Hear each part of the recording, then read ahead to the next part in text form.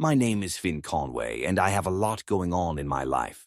I'm currently 22 years old, and I'm completing my master's in computer science in a college located in a major city in the United States.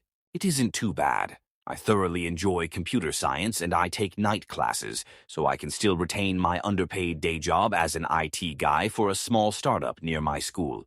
I live in a two-bedroom apartment with a roommate, and despite the somewhat expensive living prices in this area, I love the neighborhood and the people. Honestly, for a guy in his 20s who came from no money, I was doing pretty well. I was in a pretty ideal situation. That is, up until last week. Last week, my roommate moved out on me without much notice. He told me he got an offer for a job in another city across the United States, and that he'd already sold his half of the furniture in Craigslist that morning. This was all through text, by the way. By the time I came home from my night classes, his room was pretty much empty, and he wasn't responding to my angry texts anymore. That put me in a severe bind.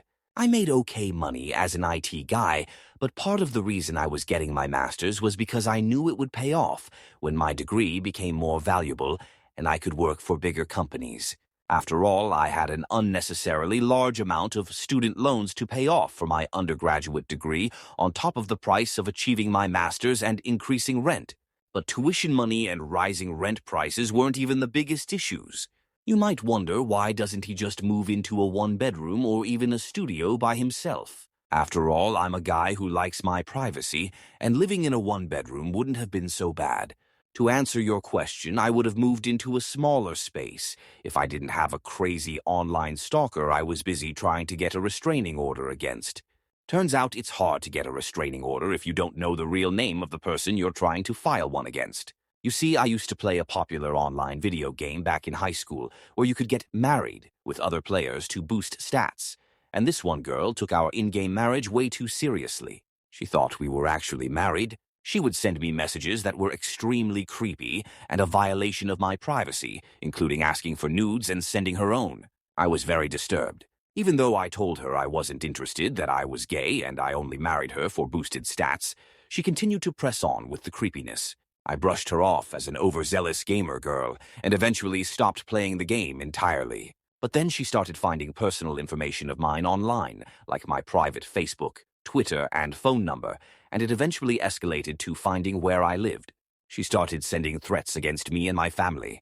Things got creepy, and I had to file a report against her. She's been laying low for a while, but you can't blame a guy for being cautious. After all, I moved a total of 3 times since she first found my address, and she managed to find me every time. So yeah, a lot's going on in my life. You could say I had a streak of bad luck.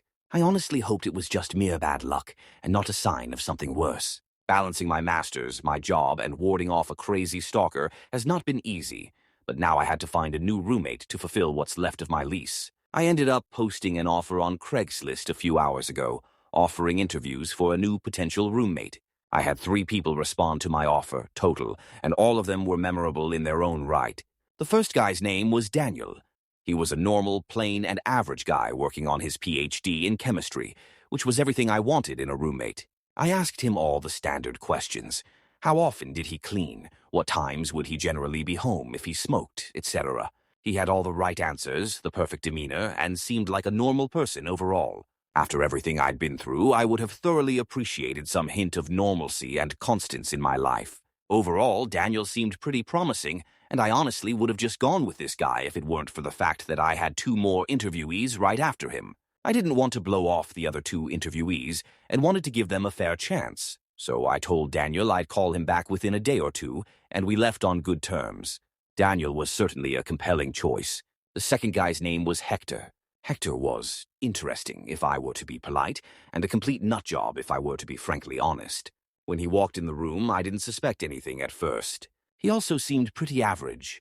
Tall, tan, wavy black hair, really bad dark circles. He looked like he hadn't slept in days, but otherwise he looked pretty normal. But then he opened his mouth, and I knew I had to end this interview quickly. "Hi, thanks for coming to the interview. You're Hector?" I said, closing the door. I led him to the living room. "Yeah, nice to meet you." Hector flopped down in the seat I offered him, seemingly admiring the armchair I got from a garage sale a long time ago. "This is a really nice place. Reminds me of my own room back down under." "Down under? Oh, so you're from Australia? I was surprised. He didn't have an Australian accent that I could detect. No, I'm from Hell, Hector replied casually. I cocked my head in curiosity. Hell, huh? Is that a city in Australia? I asked. I never heard of a city named Hell personally, but that didn't mean it didn't exist. Hector leaned forward in his chair, resting his elbows on his knees. No, Hell. You know, burning fires, scorching heat, where the souls of the condemned go to get tortured for all eternity. Sounds like Australia to me. I tried laughing it off. Hector didn't look so amused. No, man, I'm a demon. Like a demon, at games or sports or something? No, like a demon. I included it in my application. I remembered reading that. Name, Hector. Occupation, unemployed demon. Previous residence, the sixth gate of hell. I thought he just had an odd sense of humor. I thought you were joking, I said after a brief pause. Yeah, so I have a funny story for you. I got kicked out of my place recently for refusing to eat humans. They got offended and said I was being difficult and not following the customs of our kind or whatever. But I'm honestly just tired of eating humans, and I want to try new things. There are so many different things to eat in this world, and you honestly get sick of eating humans after a couple of centuries. Uh-huh? You don't believe me, Hector remarked, sitting back in his chair. No one does. You humans need to open up your minds more. Is this some sort of prank? Am I on camera? I looked around the room to see if there were any camera crews waiting to jump in at the right gotcha moment. No, I can promise this isn't a trick of any kind, he replied. I glanced at the clock.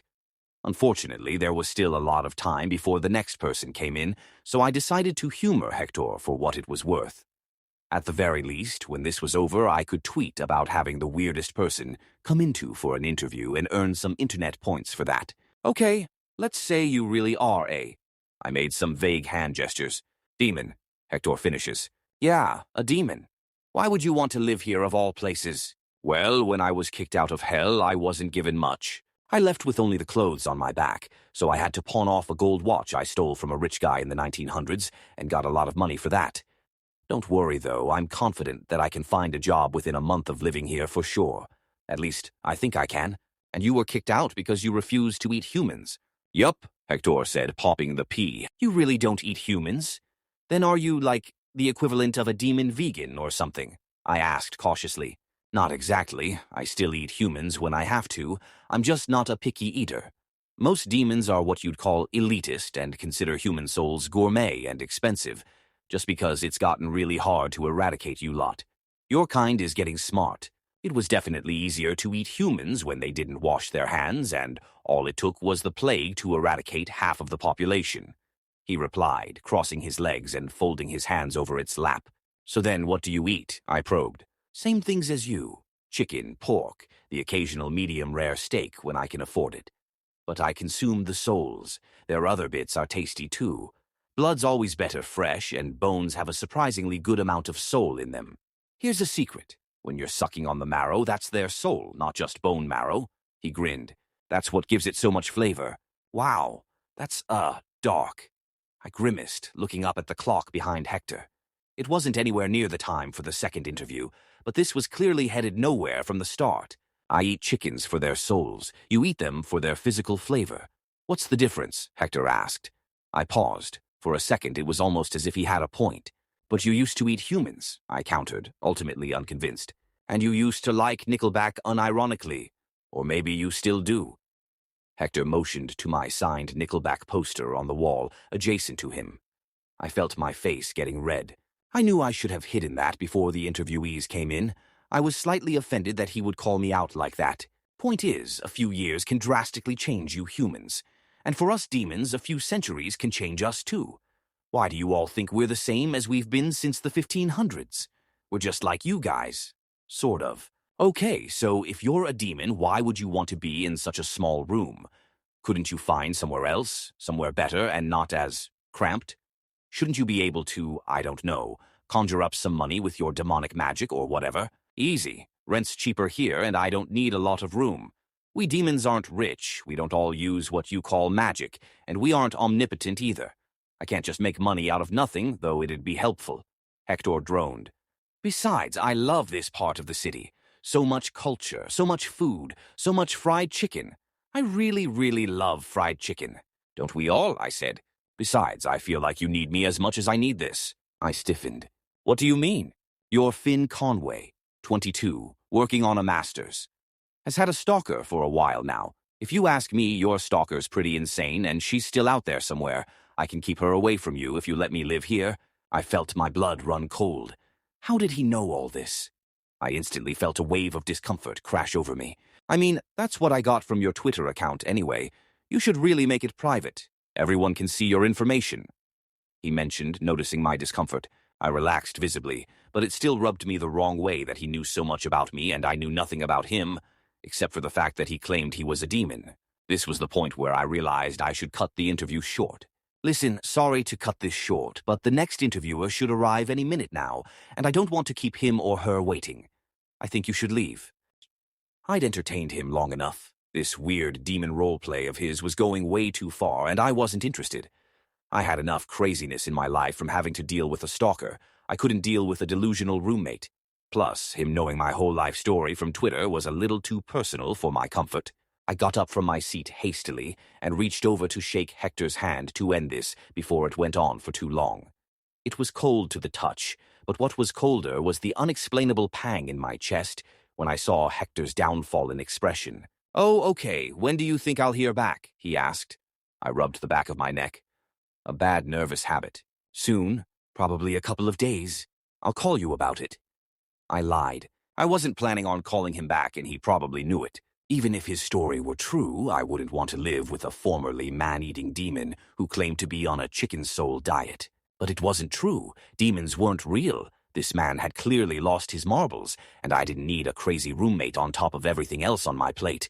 All right, cool. Hector got up from his seat, looking dejected. I walked him to the door, and before I closed the door, he spoke up. Listen, I really need this.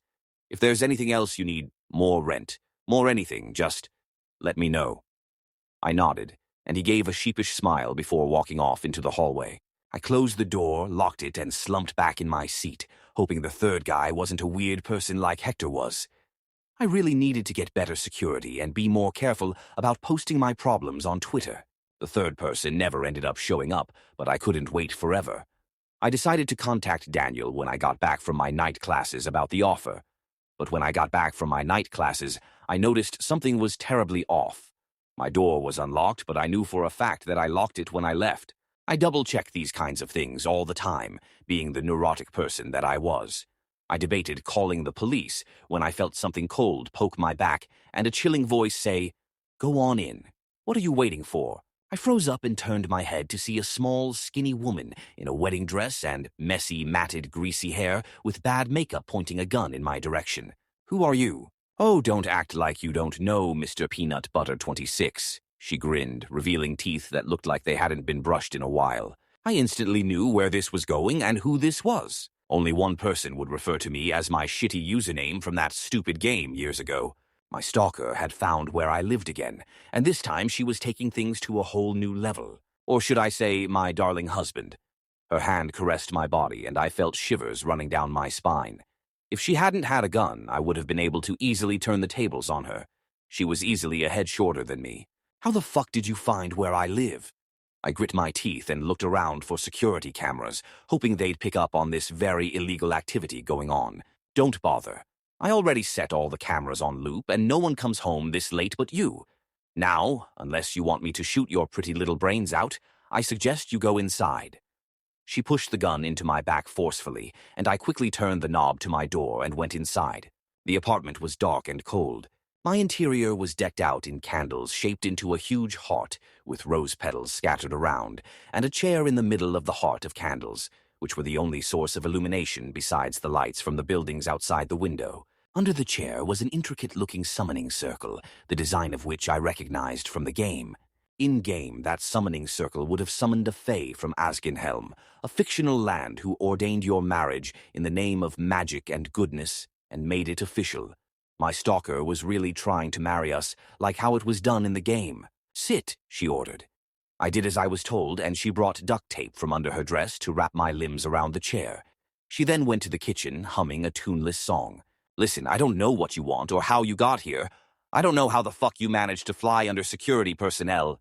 "You know what? You're always so mean, Finn. She cut me off. You're always playing so hard to get. Always. Her deranged voice shut me up quickly.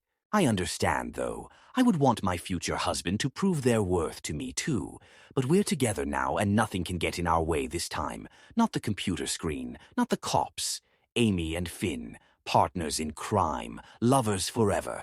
Finally, married under the gracious fairies of Askenhelm, like fate dictated it to be. This is how it should have been from the start. So that's her name. Amy. She brought over 2 glasses of a dark red liquid from the kitchen on a silver platter that I didn't know I had. Drink this, she cooed. I turned my head away from her. Fuck no. Drink it now. Amy's personality went from blissful happiness to sharp and threatening as she grabbed my head and shoved the glass in my mouth. I choked and tried to resist drinking any of the substance, but a mouthful managed to go down my throat. It was an extremely bitter concoction of wine and something else that I didn't want to think about. Amy took dainty sips of the wine. Meanwhile, I started feeling sweaty, and my vision started to go hazy. She clearly drugged whatever this was. The blood oath has finally been fulfilled, Amy said excitedly. I wanted to throw up. This crazy bitch really mixed her own blood into the drink. She kneeled below me. Her stench made me want to puke. We've been married online, but I was thinking, why not get married in real life in the eyes of God himself? But obviously God didn't want us together, so I had to turn to the fairies instead. They can marry us. They wouldn't stop something so lovely and pure like this. With that, Amy poured the rest of the concoction under my chair and started laughing. I've been waiting for this for months, for weeks, for days. I've been following you, you know. You really let your guard down, but I find that so adorable about you. When I saw that you posted a Craigslist offer looking for a roommate, I just had to make sure that it was you. And it was. So that's how she found me. My stupid Craigslist ad. It just registered to me that she might have been the 3rd interviewee who never showed up. And in that time, she must have scouted out the area to plan this shit. For someone who was in the computer science field, I had really let my cybersecurity guard down, and it led to my undoing. I was entirely too careless. I groaned, my head began to pound, and my vision became even blurrier. She caressed my hands and began to put a ring on my finger. The potion I put in the love wine brings us both to the plane of the fairies, so they can marry us, she said. Her words felt so weirdly distant. The ring was placed on my finger, secure and tight. She mounted my lap and hugged me, whispering things into my ear, and I felt so disgusted that I just wanted to disappear. And now it's official. We're married. Don't you see the fairy, Finn? The fairy's right behind you. Amy paused, realizing what she had said. She scrambled to her feet. I looked up at her, and she looked as if she saw a ghost. Wait, she mumbled. She backed up a few steps. I looked at her feet, unable to focus properly. The lighting from the buildings behind me casted the shadow of a big bird.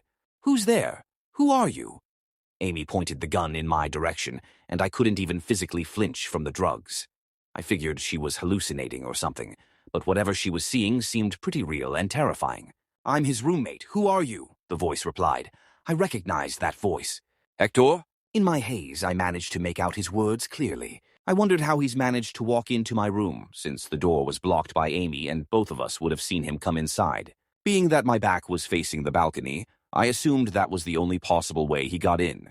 But how did he get all the way up to the 13th floor without anyone noticing him? And better yet, how was his timing so good? I'm his wife, asshole, Amy spat. For some reason, I don't believe you. Hector deadpanned.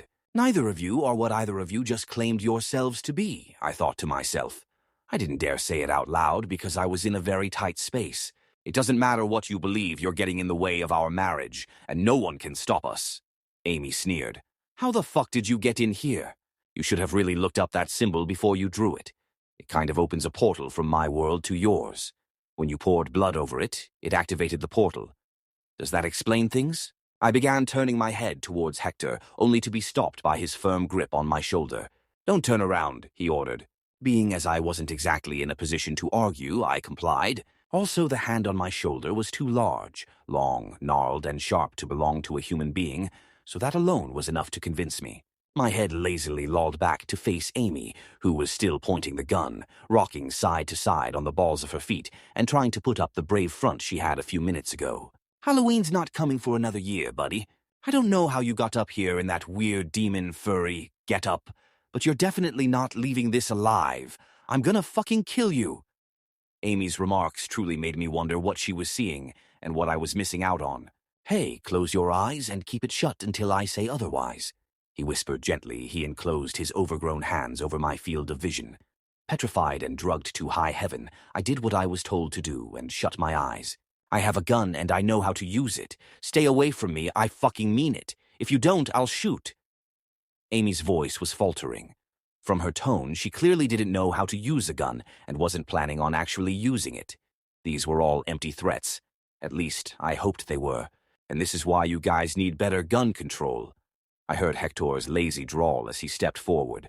For some reason, his footsteps grew heavier and his voice boomed all around even more. I also heard Amy's quivers turn to full-out whimpers and desperate screams to "stay the fuck away." I felt the room settle to a chill as the trigger was pulled and the shot rang. It was a deafening bang and an even more deafening silence afterwards. I squeezed my eyes shut, letting a wail of grief leave my throat, not wanting to witness what had happened. I heard Amy's manic giggles as she shot 4 more times, each shot more deafening than the last. I swore I could hear the bullets bursting through Hector's body. I felt tears burn my eyeballs as I pleaded for her to stop. "Amy, stop, I'm begging you. You've done enough," was all I could manage to choke out as I shook my head in shock and disbelief. Still shutting my eyes, I prayed Hector was still alive despite the 4 gunshots that I heard, knowing it was highly unlikely. I felt responsible for this mess, and I had somehow managed to drag him into it, even though it was none of his business. And now he was probably dead. It was all my fault. It's too late. I told it to stay away. Thought it could be a hero or something. What a joke. And you, Finn, I warned you. I fucking warned you, and you're next. You know why. Don't fucking shake your head. You know why. It's because you lied to me, and you didn't return my love. Her crazed raves were cut off abruptly by the sudden sounds of her choking. "Wait!" I heard more choking, some cracks and screams. "What's happening?" I yelled. I was tempted to open my eyes, but remembering Hector's words kept me from doing so. "Stop. I'm sorry. Please let me—" I flinched as I heard Amy's threats abruptly change to pleas for her life. Her pleas became increasingly desperate as air escaped her lungs. Whatever was happening to her definitely wasn't something I wanted to see with my own eyes. My imagination did enough. She seemed to be flailing and gurgling before I heard a loud and sickening crunch, and everything went silent again. I held my breath. Silence. Bewildering silence filled the room. I heard the quiet hiss of smoke in the distance, and smelled what I could only describe as burning rubber. "You can open your eyes now," Hector said softly. I knew he had somehow survived the 4 gunshots and managed to quell Amy's insanity. "I don't know if I want to," I blurted. "Seriously, it's fine," Hector insisted. I opened my eyes. In the darkness, I was surprised to see that Hector looked like the same Hector I saw earlier this afternoon, and Amy was nowhere to be seen. I expected to see something other than Hector standing there, but he defied my expectations. With the dim lighting coming from the buildings across from mine, Hector's silhouette looked almost ethereal as he hunched over slightly over where Amy once stood. There was blood all over his button-down, dripping down his mouth, onto his hands, but no body to show for it. "Is she? She won't be bothering you again," Hector cut me off. "Ugh, this is going to be a bitch to clean." He tugged at his clothes, grimacing at the blood. I was actually glad he didn't include anything else. I wasn't exactly in the right state of mind to handle what I thought was a murder that just occurred in my own house. "Did you kill her?" "Not exactly, just sent her soul where it belonged, right here." He pat his stomach for good measure. I grimaced. She didn't taste that good. Don't know what she was thinking. Bullets don't really work on guys like me, but I guess she couldn't have known that. "I'm sure. Told you I was a demon. No one ever believes me. You can't blame me. It all sounds like crazy talk. I don't even know if this is real right now. I could be hallucinating everything." "Well, she roofied you to oblivion, so I don't blame you. You're probably seeing shit you shouldn't be seeing on top of all this. But it's real. You don't have to digest all this now, though. Speaking of digestion, she really ruined my diet. I didn't want to eat her, but it looked like I had no choice." Hector seemed to be talking to no one in particular as he went over to the kitchen to wash his hands. I stayed still in the chair, trying to come up with the right words to say. "Hey, listen," I said as Hector approached me with a scissor. I was probably slurring my words, but I hoped I was still coherent enough to make sense. "I know we started off, not exactly on the right foot, but I wanted to know if you were still interested in the offer. You really saved me from a tight bind just now, and I feel like it's the least I can do." Hector shrugged. "I don't know. I felt pretty offended earlier when you just, kicked me out. I don't like being rejected. I had nothing to say to that. Hector glanced up at me, a mischievous glint in his eyes. If you throw in some fried chicken every Friday, I might consider it. I blinked. Sure. Fried chicken every Friday, not a problem. And leniency on the rent. I'll get it in, but it might not be monthly. I don't really have a job yet. I really shouldn't have been making deals while I wasn't sober, but it sounded pretty compelling at the time, and he did save my life, so I agreed anyway. Yeah, lenient rent, got it. And no Nickelback. Their music makes me want to kill myself, and I'm immortal, so I can't even do that. I nodded blindly. Hector grinned as he began to cut the duct tape from my limbs. Sounds like a deal, roomie. Amy's body was never found, but police found a bunch of rohypnol and GHB in her house, as well as bullets for an unregistered handgun, which was missing entirely from the scene of the crime. When I woke up, I found myself trying to recollect the events with a huge headache. The rohypnol and GHB in her house were used to roofie me into complacency. The police briefly questioned me after finding her deranged messages to me and neighbor complaints about screams, but did not suspect me at all, as it was clear Amy had a history of stalking guys online, and she had finally snapped. Last I heard, they chalked it up to a disappearance and put out a search for her, but I know they'll never be able to find her. And as for Hector, well, he did his part by saving me from a kidnapping and a potential murder. The whole demon bit is still a little off-putting, but he can't be that bad if he saved my life when he could have just left me to die. I've tried to rationalize his arrival as something other than otherworldly. But I don't know how long I can keep convincing myself. He just finished moving in yesterday. He didn't have much, but the spare bedroom looked a lot better with things finally occupying the empty space again. Hopefully this works out well. I think we'll order some celebratory takeout tonight to commemorate his move-in and my narrow escape from death. Hector wants fried chicken.